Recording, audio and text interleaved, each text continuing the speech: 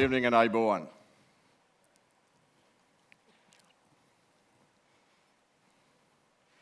Chairman, when you sent me to South Africa, did you ever think that this is where we would end? You know, every nation goes through a journey and comes to a point where it must build a bridge between the past and the present and the future, a bridge between pain and possibility, between despair and hope, between division and unity. Post-apartheid South Africa was on the edge of this chasm. And a man stepped in and helped build this bridge, not with bricks and mortar, but with intellect, ingenuity, honesty, commitment, experience, vision, and perhaps most importantly, extraordinary political courage. This man was not only the architect of post-apartheid diplomacy, he was the engineer who built it. You see, my friends, in Sri Lanka, these sentiments resonate with us.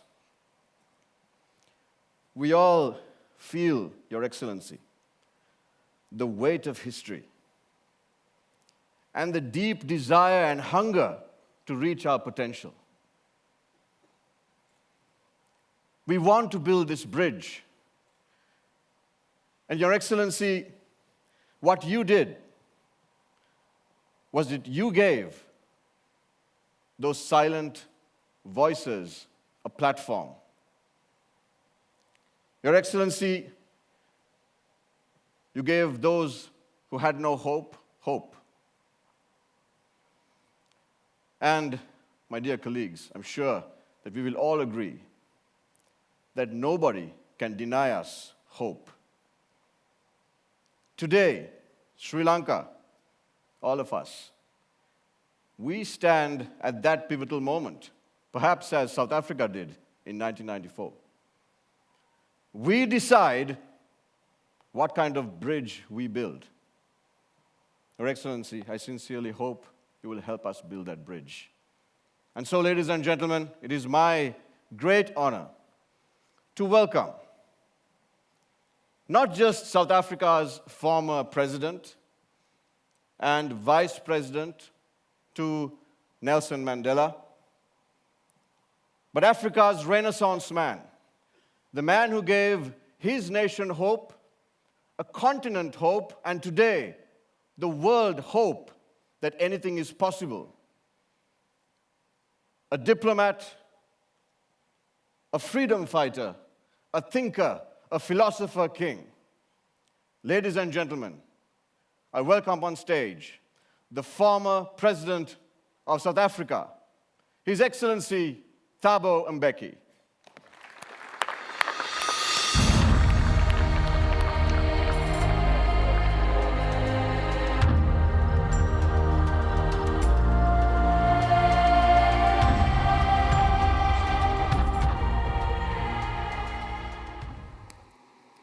Siobhan, thank you very much for that very generous introduction. But the chairman, chairperson, and managing director of CMG, Sashirama Rajamahendran, the other distinguished leaders of CMG,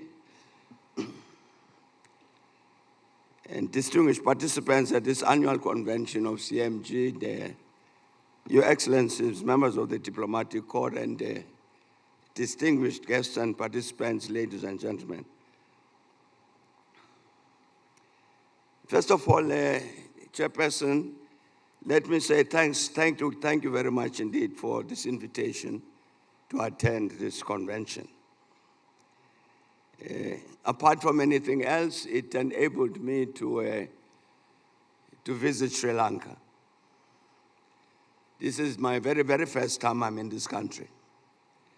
And indeed, it's been a very, very good thing that we've been able to attend. In part, Chairperson, to experience this extraordinary show here by these dancers, who did an excellent thing of displaying this level of talent and skill and everything and passion that is there among the people of Sri Lanka. Thanks a lot for that. It's very, very good, very great introduction, including mixing in this performance our own music as South Africans. Thanks a lot indeed for doing that. I must also say, Chairperson, that when Shivan, Daniel, and the High Commissioner of Sri Lanka and South Africa delivered your letter inviting me here, they did a very good thing, which is to give me a bit of a peep into Sri Lanka of today. And the great hope there is among the people of Sri Lanka, as Mr. Daniel has just said, given what has happened in this country, but also a little peep into its challenges. During the course of our struggle, Chairperson, I spent almost 30 years in exile. And we helped to build this, what became a very massive anti-apartheid movement globally. And therefore visited many, many countries. If you asked me which countries of the world I've been to and which ones I have not been to, I think the ones I've not been to would be the minority. And unfortunately, Sri Lanka is one of the countries I didn't visit. And the reason for that, Chairperson, was because of the confidence that we have in the people of Sri Lanka, that really they did not need encouragement in order to join the struggle for the liberation of South Africa. We knew that they would, and they did. But here we are today. I really must also say thanks a lot to CMG for giving us the opportunity yesterday to meet with His Excellency the President, Anura Kumara Dissanayake, who received us very gratefully and with great warmth.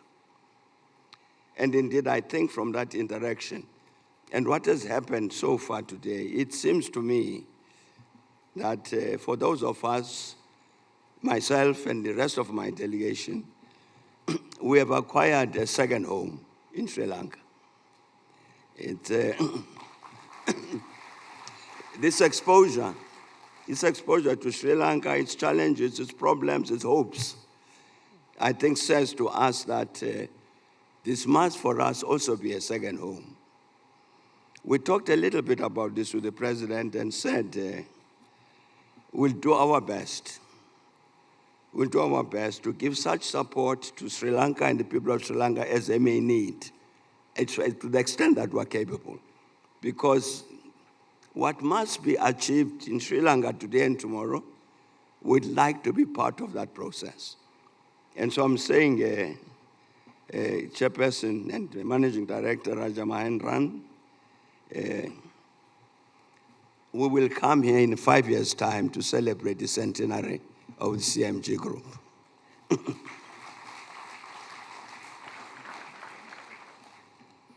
And also I must say that I was very, very happy that we had an occasion here to listen to this presentation about the group, CMG, bearing in mind the challenges, the economic challenges that the country faces, that Sri Lanka faces, and listen to what CMG is doing, because it's a major player in terms of responding to the economic challenges of this country. And really, I want to say congratulations to the company Congratulations to the CEO and all of the leaders of the company for what you are doing, because clearly it's important that Sri Lanka should achieve the high and sustained economic growth rates that it needs. And in order to generate the resources that are needed to improve the lives of the people, including and especially the most vulnerable and marginalized sections of the society. Very, very well done indeed. And as I've said, we will be back on your centenary, whether you like it or not, because we have to say very, very well done for over this 100 years. Your letter, Chairperson, said I should come as chief guest and keynote speaker. I didn't quite know you didn't describe what would happen. So I didn't quite know what this would mean, being a chief guest and a keynote speaker. But I think what Shivan Daniel said just now, I think has explained, and what we were told yesterday and today by the Sri Lankans that we've met, including the president. I think I understand, Chairperson, what a chief guest is. The keynote speaker is something else, but the chief guest I understand. I'm aware, Chairperson, that for at least the last 12 years, there's been an agreement between Sri Lanka and South Africa to share experiences in important issues of nation building and reconciliation. And indeed, various activities have taken place with regard to those issues. And so in that context, I must mention that, as you would know, we have tried to follow developments in the sister republic of Sri Lanka from a distance, and in particular, throughout the 26 years of the Civil War, those of us in the South African Liberation Movement fighting to defeat the apartheid crime against humanity have always hoped and prayed that the people of this country would find the possibility to end that conflict by negotiating a just settlement. It's always been in our minds, Chairperson, as we're struggling to defeat our own enemy there, that hopefully these sister people of Sri Lanka would solve this problem among themselves. And conscious of and informed by our own challenges, we also knew, Chairperson, that the silencing of the guns here in Sri Lanka would have to be followed by a very serious and critically important process of national reconciliation and nation building. It was inevitable. It was as inevitable in Sri Lanka as it was inevitable in South Africa. And in this context, I was very, very encouraged to read the speech delivered by the Foreign Affairs Minister of this country, the Honorable Vijita Herat, in February this year, which I'm sure all of us are familiar with, during the 58th regular session of United Nations Human Rights Council. And this is part of what he said, as you know. This is Minister Herat, Minister of Foreign Affairs. He said the government of Sri Lanka is firmly and sincerely committed to working towards a unified Sri Lanka that respects and celebrates the diversity of its people with no division or discrimination based on race, religion, class, and caste. We will leave room for a resurgence of, we will not leave room for the resurgence of divisive racism or religious extremism in our country. Every citizen should feel free to practice their religion, speak their language, and live according to their cultural values without fear of discrimination. And no one should feel that their beliefs, culture, or political affiliations will make them targets of undue pressure or prejudice. And he said the government has pledged to take tangible steps in the interest of further advancing national unity and reconciliation, and strengthening the work towards a Truth and Reconciliation Commission empowered to investigate acts of violence caused by racism and religious extremism that give rise to tensions within Sri Lankan society, unquote. Chairperson, I was very, very glad. I was very, very glad indeed to read these words, because they constitute a commitment towards a new Sri Lanka, no different from the commitment we made about the new South Africa we sought to build after the defeat of the apartheid regime and system. I will therefore make some remarks about what we did to honor the promise we made to ourselves in the same way that Minister Herod had made a promise, hoping that this may serve to encourage you, the sister people of Sri Lanka, as you walk the challenging road towards the realization of the dream expressed by the Honorable Minister. But of course, I'm aware that we do not say what we did necessarily can be replicated in Sri Lanka, as the conditions, the histories, and other factors differ between our two countries. However, I think in principle, the challenge you face is the same challenge that we face. So to that extent, we're brothers and sisters in the common trench. So I'm making these remarks bearing in mind that commonality. And in any case, Chairperson, in terms of what I'm trying to say, that what happened in South Africa cannot necessarily be replicated here, is that I must confess that regrettably, my knowledge of Sri Lanka is too shallow for me to make any proposal or suggestion on the basis of an arrogant belief that anything we did in South Africa could be implemented here.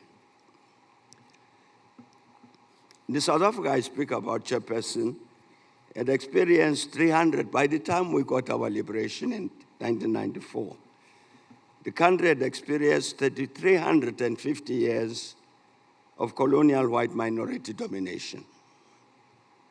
And during this period, it had developed as a multiracial, multilingual, multicultural country of gross inequalities and immense suffering for the majority of the population. And during a protracted struggle for national liberation, the forces of colonialism and apartheid had engaged in extreme repression against the majority, the oppressed majority, in a vain effort to defeat the national liberation movement. Accordingly, when liberation from white political domination came to an end in 1994, democratic South Africa inherited not only a deeply divided and polarized society, but one with sharp and entrenched animosities. However, this very same society, with all of those animosities, was composed of people who had to learn to live together, to accept the need for peaceful coexistence and mutually beneficial cooperation, inspired by a common patriotism. In 1996, 2 years after liberation, when a census was conducted, the South African population stood at just about 41 million people. Of these, just over 5 million were white people, constituting almost 11% of the population. And so you can see, colleagues, that here we were therefore dealing with a sizable part of the South African population. 5 million people is not a small number. But to give an example of the disastrous consequences of settler colonialism, which democratic South Africa had to address, I will mention only one element concerning the important issue of inequality. And there is universal agreement that South Africa is the most unequal country in the world. And for example, when the Gini coefficient in South Africa stood at 63, it was 53 in Brazil, 41 in the US, and lowest in Ukraine, emerging out of the Soviet Union, at 25. So South Africa holds the record with regard to this issue of inequality. It's a result of the settler colonial system, which put the settler population up there and the oppressed population down there. That's why you find this extreme level of inequality, which persists up to this day. In this situation, for instance, the top 10% of wealth holders in the country, who are almost exclusively white, even to this day, they own 86% of the wealth of the country. That's 10%. So you can imagine that the 90% must then own the rest. It's the level of inequality that exists, the animosities that that creates, but nevertheless, with all of that reality, coming out of that liberation struggle, we said, we have to live together, and therefore got to find a way of overcoming these animosities and defeating these negative consequences of these 3.5 centuries of colonial domination. And so, as I've said, Chairperson, the South Africans, we had to learn to live together, to accept the need for peaceful coexistence and mutually beneficial cooperation, inspired by common patriotism. And to emphasize and underline exactly this reality. Our constitution, negotiated by all our people, says, and I quote, "South Africa belongs to all who live in it, united in our diversity." This concept of South Africa, black and white, belonging to South Africa, belonging to all who live in it, black and white. The ANC put forward that notion in 1955.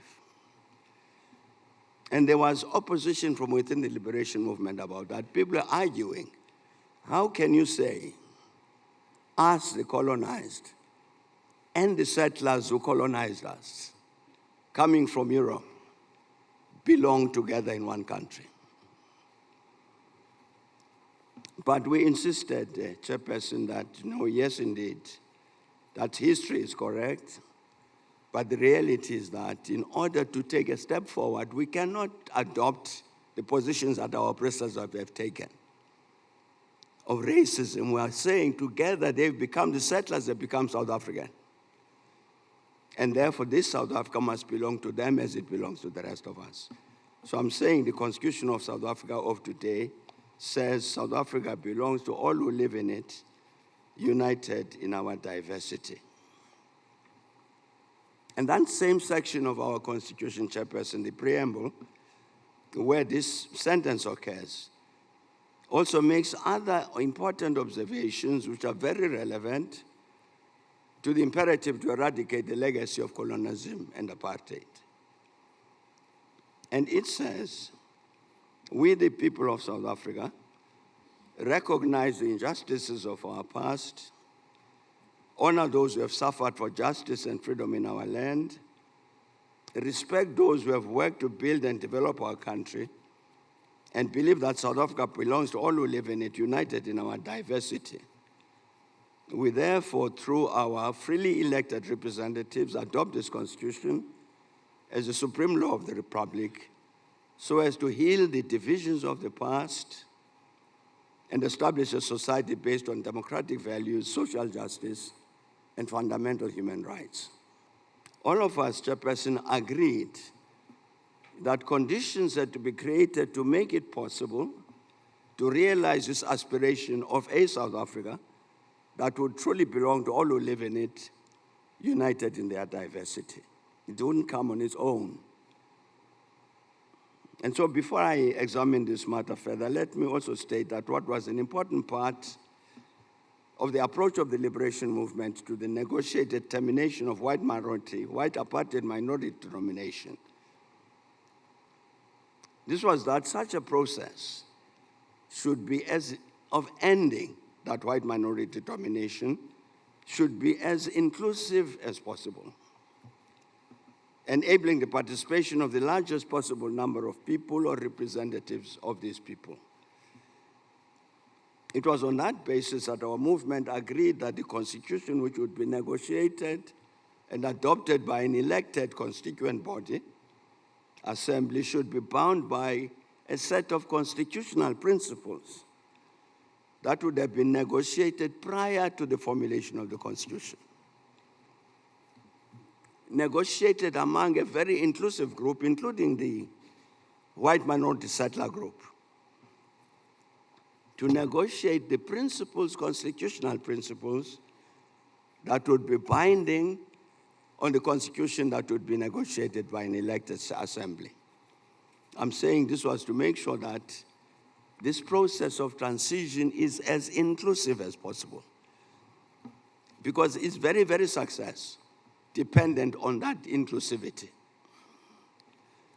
So to return to the matter of creating a South Africa that belongs to all who live in it, one of the critical points that was agreed was that because of the extreme, pervasive, and sustained violence visited against the people by the apartheid regime as it sought to perpetuate a crime against humanity, it was imperative that the road to a shared South Africa we have mentioned must include two signposts of both peace and justice. As this esteemed convention knows, the very, very first democratic election in South Africa took place in 1994. To enable this to take place within a constitutional framework, a negotiated interim constitution was adopted in 1993. And this constitution contains an important section which was described as its epilogue. And that epilogue is entitled National Unity and Reconciliation, describing what would be a giant step forward in the process to extricate our country from the colonial and apartheid legacy. That epilogue says that this constitution provides a historic bridge between the past of a deeply divided society characterized by strife, conflict, untold suffering, and injustice, and a future founded on the recognition of human rights, democracy, and peaceful coexistence, and development opportunities for all South Africans, irrespective of color, race, class, belief, or sex. And it says the pursuit of national unity, the well-being of all South African citizens, and peace require reconciliation between the people of South Africa and the reconstruction of society. And says the adoption of this constitution lays the secure foundation for the people of South Africa to transcend the divisions and strife of the past, which generated gross violations of human rights, transgression of humanitarian principles, in violent conflicts, and a legacy of hatred, fear, guilt, and revenge.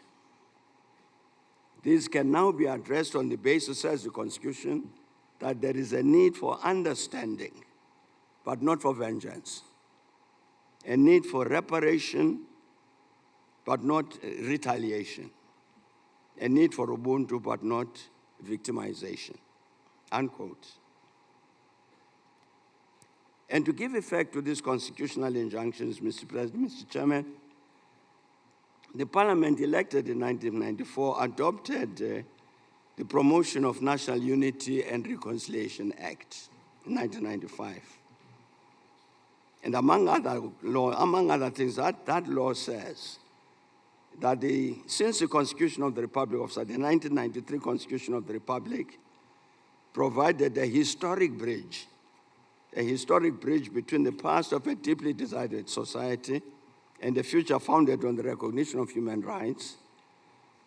And since it is deemed necessary to establish the truth in relation to past events, as well as motives for and circumstances in which gross violations of human rights occurred, and to make the findings known in order to prevent a repetition of such acts in future.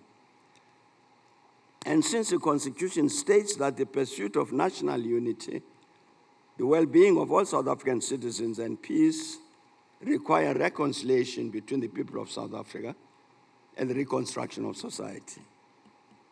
And since the Constitution states that in order to advance such reconciliation and reconstruction, amnesty shall be granted in respect of acts, omissions, and offenses associated with political objectives committed in the course of the conflicts of the past. And it said, this is therefore enacted by the Parliament of South Africa as follows, that it is hereby established a juristic person known as the Truth and Reconciliation Commission. And that act said the trial shall achieve its objectives in part by establishing as complete a picture as possible of the causes, the nature, and extent of the gross violations of human rights which were committed during the period from the 1st of March 1960 to the cut-off date, including the antecedents, the circumstances, factors, and context of such violations, as well as the perspectives of the victims and the motives and perspectives of the persons responsible for the commission of the violations by conducting investigations and holding hearings. And said that that commission should also work by establishing and making known the fate or whereabouts of victims and by restoring the human civil dignity of such victims by granting them an opportunity to relate their own accounts of the violations of which they are the victims and by recommending reparation measures in respect of what they had suffered. And beyond this, unquote, and beyond these provisions, Chairperson, through its amnesty committee, the TRC, the Truth and Reconciliation Commission, had the legal right to deny amnesty to those who, in their request for amnesty, had not told the truth, the whole truth, and nothing but the truth. And indeed, hundreds of the former functionaries of the apartheid regime were denied amnesty. The TRC then referred these to the National Prosecuting Authority, requesting the authority to investigate and prosecute these, if indeed they had the case to answer. And as I said earlier, it was agreed during the process of the negotiations to end white minority domination that, among others, the two vital matters, related matters, of peace and justice had to be addressed. There was therefore insistence that the matter of justice should not be avoided, and that reconciliation was not possible without justice. And so to summarize what I've tried to convey so far, to begin the process in South Africa of liberating our country and people from the pernicious legacy of colonialism and apartheid, it was agreed that one, post-apartheid South Africa must work for genuine national unity and reconciliation, respecting the principle and practice of unity in diversity. And two, to achieve this, the process to effect the transition from apartheid to democracy must be as inclusive as possible. And three, that this transition must, among others, address the two challenges of peace and justice. And one of the instruments to help facilitate the achievement of national unity and reconciliation must be a Truth and Reconciliation Commission, which must, one, work to ensure that the truth is told about the gross violation of human rights during the course of the political conflict in our country. That the Commission must include all necessary details, including providing information about those who had disappeared while in the hands of the operatives of the apartheid states. Give amnesty to those who applied for amnesty, truthfully providing full information about the gross human rights violations to which they were confessing. That commission also had to recommend the prosecution of those denied amnesty. It had to recommend reparations for the victims of the gross human rights violations, and otherwise recommend what else should be done to advance the cause of national unity and reconciliation, including building monuments and identifying heritage sites, and so on. In addition to all of this, and of the greatest importance, structural changes would have to be effected to eradicate the legacy of colonialism, apartheid, represented, among others, for instance, by the gross racial inequality of wealth and income, which I have mentioned. In other words, Chairperson, there was no misconception that the Truth and Reconciliation Commission on its own would bring about the required national unity and reconciliation. Rather, the TRC was a necessary but insufficient part of the process to achieve the country's national unity and reconciliation. And one of the political parties in South Africa went to court to challenge the Truth and Reconciliation Act, which established a commission that I've discussed earlier. And so before I conclude, Chairperson, with your indulgence, I would like to quote important words uttered by the then president of our Constitutional Court when delivering the judgment in that case, the case which challenged the legality of the Truth and Reconciliation Act. Though delivered 29 years ago, I feel that as one listens to the words delivered by the judge, one discovers or is exposed to the intense feeling that gripped millions of our people as they awaited the TRC process. Very keen, as though this were a matter of life and death, that finally the truth would be told about the immense suffering to which they had been subjected. And so just spoke Justice Ismail Mohammed. And he said, much of what transpired in this shameful apartheid period is shrouded in secrecy and not easily capable of objective demonstration and proof. Loved ones have disappeared, sometimes mysteriously, and most of them no longer survive to tell their tales. Others have had their freedom invaded, their dignity assaulted, or their reputations tarnished by grossly unfair imputations held in the fire and crossfire of a deep and wounding conflict. The wicked and the innocent have often been, both of them, victims. Secrecy and authoritarianism have concealed the truth in little crevices of obscurity in our history. Records are not easily accessible. Witnesses are often unknown, dead, or unavailable, or unwilling. And all that often effectively remains is the truth of wounded memories of loved ones, sharing instinctive suspicions, deep and traumatizing to the survivors, but otherwise incapable of translating themselves into objective and corroborative evidence which could survive the rigors of the law. And the judge said the Act, the Truth and Reconciliation Act, seeks to address this massive problem by encouraging these survivors and dependents of the tortured and wounded, the maimed and the dead, to unburden their grief publicly, to receive the collective recognition of a new nation that they have wronged, and crucially, to help them to discover what did in truth happen to their loved ones, where and under what circumstances it did happen, and who was responsible. That truth which the victims of repression seek so desperately to know is, in these circumstances, much more likely to be forthcoming if those responsible for such monstrous misdeeds are encouraged to disclose the whole truth, with the incentive that they will not receive the punishment which they undoubtedly deserve if they do.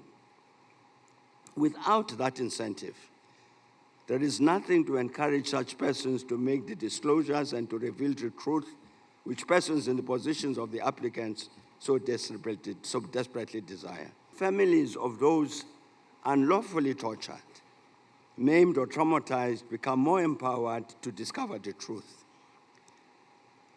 The perpetrators become exposed to opportunities to obtain relief from the burden of guilt or an anxiety which might be living with them for many long years. and the country begins a long and necessary process of healing the wounds of the past.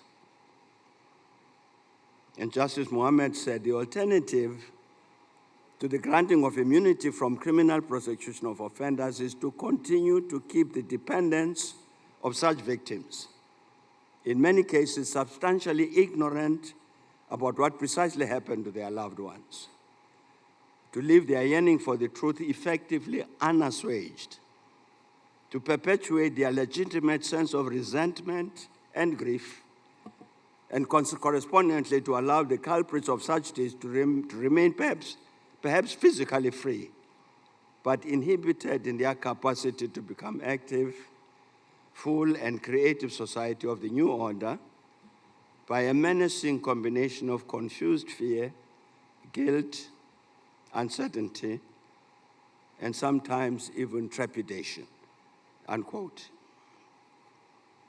So, Chairperson, during the years after the Truth and Reconciliation Commission had completed its work, our economy achieved rates of economic growth which the country had last experienced 50 years earlier.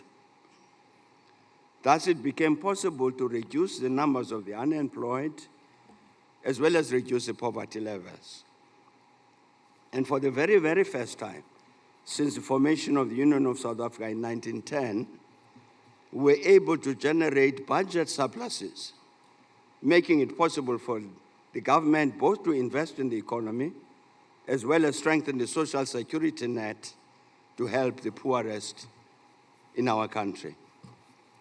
I have no doubt, Chairperson, that the TRC made an important contribution, Truth and Reconciliation Commission made an important contribution in terms of helping to create the atmosphere in the country which made it possible to register these important economic advances.